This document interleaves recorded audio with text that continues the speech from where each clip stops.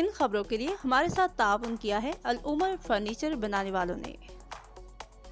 العمر furniture house, تازہ الخلیج 1، فاروق اعظم road, Dhok علی اکبر، صادق آباد، راولپنڈی۔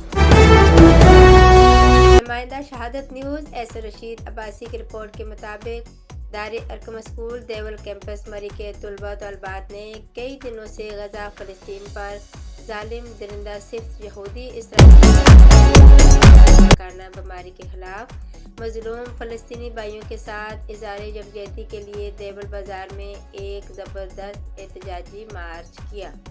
طلباء طالبات نے فلسطین کے جھنڈے اور اپنے ہاتھوں سے تیار کردہ پلے کارڈ اٹھا رکھے تھے۔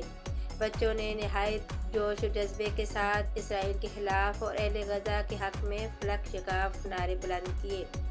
اس مارچ کی قیادت ڈائریکٹر دار ارقم اسکول دیول کیمپس عدیل انجم اور انچارج حفظ سیکشن حافظ قاری سیف اللہ اور incharge admin and finance صوبیدار Abdur Raqib کر رہے تھے۔ احتجاجی مارچ کے اختتام پر اپنے غم و غصے کا اظہار کرتے ہوئے طلباء نے اسرائیل کا پرچم اپنے پیروں تلے روند کر نذر آتش کیا۔